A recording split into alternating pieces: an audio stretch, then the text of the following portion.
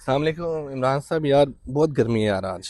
तो बिल्कुल ऐसे अजीब अजीब वालेकुम सी सलाम। तबीयत हो रही है। आपकी तबीयत कैसी है? गर्मी शर्मी है कि यार नहीं फिर? गर्मी तो बहुत है भाई, गर्मी बहुत है। यार बहुत हकीकत है, ज़्यादा कोई शक गर्मी नहीं है। इसमें। कैसे मूड सेट होगा अब? मूड भजन नहाते हैं जाके, अच्छा। क्या करें। और नहीं यार, कि अच्छे से लेजेंड से मिलवा दें। बड़ा अरे लेजेंड, आप मिलाए। आपको लेजेंड से मिलाते हैं लेजेंड। कसम से यकीन करें, मज़ा आ जाएगा। पाकिस्तान के उस लेजेंड से मिलवाते हैं आपको, अच्छा। जो सिर्फ पाकिस्तान के लेजेंड नहीं है, अच्छा। दुनिया के लेजेंड है। बस ठीक है, फिर आए देर नहीं करते आए आए और आए जाते हैं आए और लेजेंड आए से जनाब, चल आपको चल लेजेंड से और मिलाते हैं आज।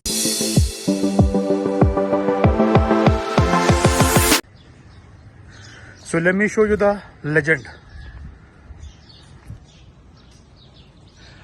आइए अब हम आपको लेजेंड के लेजेंड से मिलाते हैं। जी, तो जैसा आपसे कहा था कि आए हम आपको लेजेंड के लेजेंड से मिलवाते हैं।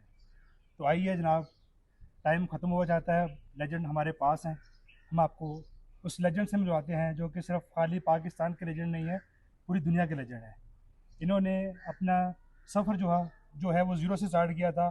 ज़ीरो से कैसे हीरो बने, आए उनकी ज़ुबानी सुनाते हैं हम आपको। सो प्लीज़ फरहान साहब, अस्सलाम वालेकुम सर। अस्सलाम वालेकुम, क्या हाल है अस्सलाम आपके? वालेकुम सर, कैसे हैं कैसे हैं आप? आप? ठीक है। अल्लाह का शुक्र। एक तो यार लेजेंड जो है ना, बहुत बड़ा लफ्ज़ है। मैं लेजेंड नहीं हूँ, आम सा इंसान। But yes, I have survived this world and I have survived this you know immense tough world. So you can say that कि yes, I am a survivor. I am not a legend, I am a survivor. Legend वो होता है जब वो मर जाता है। सो मैं भी अच्छा। मरा नहीं हूँ, अभी मैं जिंदा हूँ, तो लेकिन लेजेंड की स्टेज पे पहुंचा लेकिन नहीं सर है। आप जिंदा ही हमारे जिंदा लिए ही लेजेंड है। है, अल्लाह ताला लेजेंड है आपको सर, ऐसी है। सलामत रखे, हमारी बहुत सारी दुआएं आपके साथ हैं। और खाली हमारे लिए नहीं, पूरी पूरी दुनिया के लिए लेजेंड है आप, इसमें कोई शक ही नहीं है। क्योंकि हमारे लिए बहुत बड़ी इंस्पिरेशन है। मैंने अपनी लाइफ में बहुत कुछ सीखा, बहुत कुछ सलमान सीखा साहब, और है, इससे बिल्कुल बहुत कुछ ऐसी है सीखा। हमने सर। मेरे पास बहुत सारी इस तरह की यानी कि इंस्पिरेशंस हैं फरहान साहब से, जो सीखा मैंने। सो मेरे लिए तो सर आप हीरो हैं, लेजेंड हैं। और मेरे लिए आपसे बड़ी इंस्पिरेशन इस दुनिया में ट्रस्ट में नहीं है, इसलिए नहीं सर मैं आपके सामने बैठा हूँ। हकीकत ये है कि मैंने लाइफ में, ना कि सिर्फ प्रोफेशनल, मैंने पर्सनल बहुत कुछ सीखा ऑनेस्टली। और सर सो हमने सीखा नहीं है, हमने आगे भी लोगों को सिखाया है और उनको बताया कि ये इंस्पिरेशन हमने कहाँ से ली। और हमें अच्छे टीचर मिले, अच्छे कस्टोडियन थे जिन्होंने हमें सिखाया और बताया। तो उससे खाली हम नहीं, तो जो भी दरख्त लगाया है उसके साए में जो भी बैठा है, सब भी उससे मुस्तफ़ीद हुए हैं। तो इसलिए हमने बड़ा एक ये वर्ड दिल से कहते हैं कि आप लेजेंड है हमारे ना। किंग्स तो सर बहुत सारे होते हैं, किंग से बहुत सारे किंग्स होते बहुत हैं, होते हैं, ऐसी लेकिन है। किंग मेकर कोई भी होता है। कोई नहीं तो होता सर है। आप किंग मेकर हैं किंग बेसिक। मेकर है सर। आपने बनाया है, मैं खुद आज जो बैठा हाँ, हूँ, बना बैठा हूँ, तो आपकी ऐसी है। वजह से हूँ। हम उस सब ऐसी पाक हैं साहब का सर, बड़ा बिल्कुल। फजल है कि आप वसीला बने और आपने बनाया।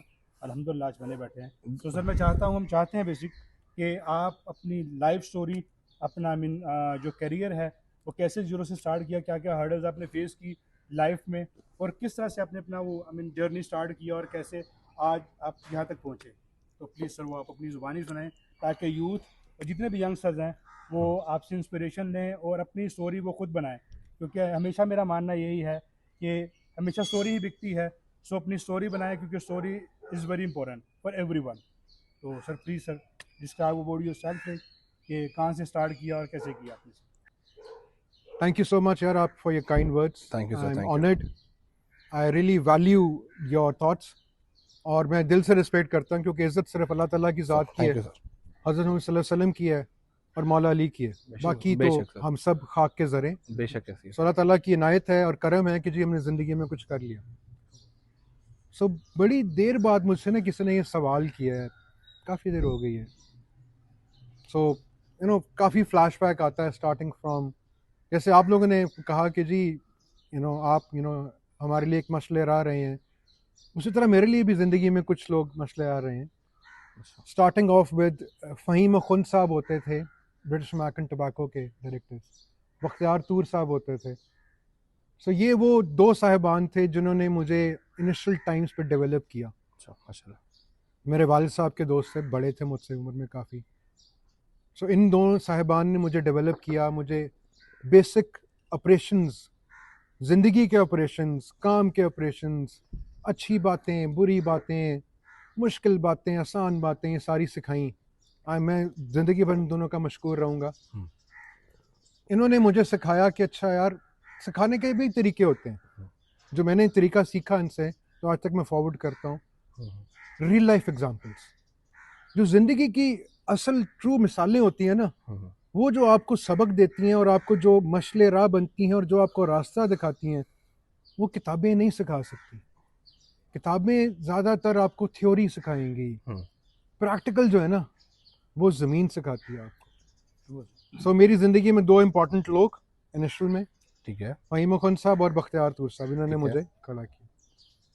Started of my career with tobacco में काम किया।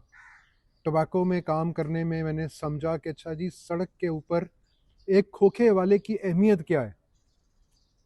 कि जी जितने मर्जी बड़ी कंपनी हो, ब्रिटिश अमेरिकन टोबैको हो, फिलिप मॉरिस हो, बट वो जो खोखे वाला है ना, वो डिफाइन करता है कि जी फिलिप मॉरिस कहाँ खड़ी हो रही है और वीएटी कहाँ खड़ी हो कहाँ रही है। खड़ी हो रही है। सो मैंने उस खोखे से सीखा, उस खोखे से कारोबार करना सीखा, उस खोखे से डीलिंग सीखी, उस खोखे से मैंने उसकी हिम्मत देखी, उस खोखे से उसकी मैंने जज्बा देखा, उस खोखे से उसकी मैंने अनपढ़ होने के बावजूद उसका टैलेंट देखा कि जी वो कैसे मैनेज करता है, एक एक रुपए का हिसाब रखता है, एक एक चीज का हिसाब रखता है और मैनेज करता है। तो फिर समझ आया कि यार ये रिटेल होती क्या है। Retail is detail. तो जितनी डिटेल में एक छोटा परचून वाला, एक खोखे वाला जाता है, बड़ा तो एक और लेवल पर जाता है, लेकिन असल डिटेल में वो जाता है। मेरा प्रोफेशनल करियर सिगरेट के बाद जो था वो यूनिलीवर से शुरू हो गया। फिर यूनिलीवर में भी शाहिद हुसैन साहब बहुत मेरे अच्छे बॉस रहे, उनके साथ काम किया। वॉल्स में मैंने काम किया, यूनिलीवर में काम किया। मैं वियतनाम भी चला गया, वियतनाम भी मेरी पोस्टिंग हो गई, वियतनाम में भी कुछ अरसा लगा के आया, डिफरेंट मार्केट्स का एक्सपोजर लिया। तो समझ ये आई कि ये काम जो है ना, ये वो काम है जो कि किसी को नज़र नहीं आता।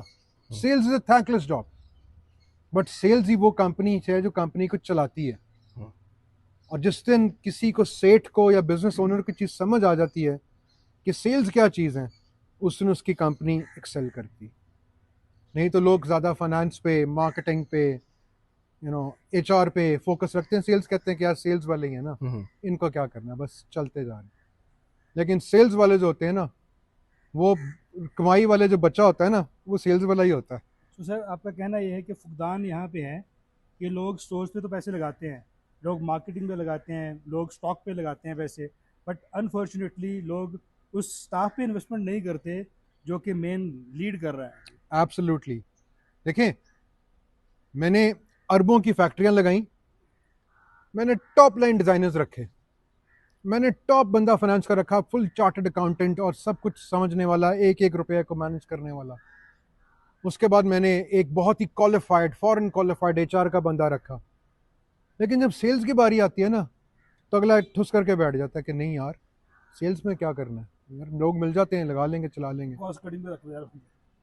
ट्रू है। होता ये ना कि मेरे सारे अरबों का दारोमदार उस बंदे पे है जो कि फ्लोर पे खड़ा है। जो सेल्स के लोग हैं सर। मेरा खोखा, मेरा सुपर स्टोर चलना उससे है जो मेरी फ्लोर पे खड़ा है। ट्रू है। तो मेरी अगर करोड़ों की, अरबों की इन्वेंट्री, उसकी समझ ही नहीं है उसको, तो वो तो फिर मेरा बेड़ा गर्क है ना। ब्रांड इंटरफेस पे इन्वेस्टमेंट नहीं हो रही। Brand interface, yes, brand essence बोलूंगा मैं इसका। कि जितनी खूबसूरती से किसी डिजाइनर ने सोचा, जितनी बाशऊर तरीके से किसी फाइनेंस वाले ने उसमें इन्वेस्ट किया, और जितना आपको अगले ने उसमें इन्वेस्टमेंट करने के बाद उसको मार्केट किया, तो जब वो एसेंस उसका आगे ट्रांसफर ही नहीं हुआ, तो वो सारा का सारा बैठ गया, वो ख़त्म हो गई बात। एब्सोल्युटली। खैर वापस आते हैं। सो तकरीबन 5 से 7 साल ना यूनिलीवर में, टोबैको में काम करने के बाद मुझे रियलाइज़ हुआ कि यार ये लाइफ बाय लक्स जो है ना, ये तो सारी उम्र के लिए लाइफ बाय लक्स ही है मेरे लिए। तो मुझे ये नहीं करना। बहुत मुश्किल फैसला था और बड़ा कठिन फैसला था कि यार एक करियर शिफ्ट, एक कंपनी में आप प्रोग्रेस कर रहे हैं, अच्छे जा रहे हैं, आपको एक करियर नज़र आ रहा है, पर आपका दिल नहीं मानता। क्योंकि दिल तो कहते हैं दिल तो पागल है। तो दिल हमारा भी पागल सा ही था कुछ। ये हमारा दिल तो बच्चा। हमारा मेरा पागल है, मेरा बच्चा नहीं है। ये सर दिल आपका कब पागल हुआ वैसे? ये दिल बचपन से ही पागल था। बचपन से पागल था। बिकॉज कुछ चीज़ें होती हैं, जैसे आपने बात अगर छेड़ के बताऊं कि कुछ चीज़ें होती है ना कि आप कहते हैं कि वक्त के साथ ही बदल जाएंगी, ऐसी है। वक्त के साथ ना आप ये चीज़ें छोड़ देंगे। जैसे अगर लड़कों का आप खास तौर पे देखें, तो हर बच्चे का शौक होता है बचपन में गाड़ियाँ भगाना, ऐसी है, चाहे वो छोटी डिंकी गाड़ी छोटी हो, हो चाहे या उसकी साइकिल हो, ऐसी है, वो आता है, फिर वो बड़ा होता है, स्कूल जाता है, तो फिर वो अब्बा से छुप के उनकी मोटरसाइकिल गाड़ी भगाता है ऐसी है। और वो करता है। तो फिर एक वक्त आता है कि वो कहता है कि नहीं यार ये नहीं करना। तो मेरा दिल इतना पागल था कि जो बचपन हाँ, का शौक था वो आज तक चल रहा है। चल रहा है। अच्छा। तो आजकल भी मुझे आज तक गाड़ियों का शौक बचपन से था, आज हाँ। भी है। दुनिया की अच्छी तरीन गाड़ियां मैंने रखी हैं, चलाई हैं, भगाई हैं, टॉप स्पीड्स इन सर्किट्स में जाके भगाई हैं, डिफाइंड जो पैरामीटर्स उनमें भगाई हैं, वो मैं उसको एंजॉय करता हूँ। सो अगले मुझे पागल ही बोलते हैं कि यार ये पागल है, ये बचपन से ही पागल था, आज तक पागल आज है। तक दिल तो पागल पागल है। दिल तो पागल। दिल तो पागल है जी, इसमें कोई शक नहीं। जबरदस्त। तो मैंने सोचा कि यार ये लाइफ पर लक्ष्य नहीं यार, हाँ, ये मज़ा नहीं आ रहा।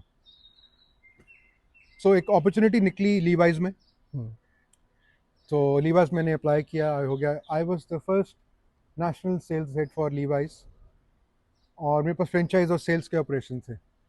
बाबर अल्लाह जन्नत नसीब करे फौत हो गए, मेरे मेंटोर थे, मेरे कंट्री मैनेजर थे, अमेजिंग जेंटलमैन,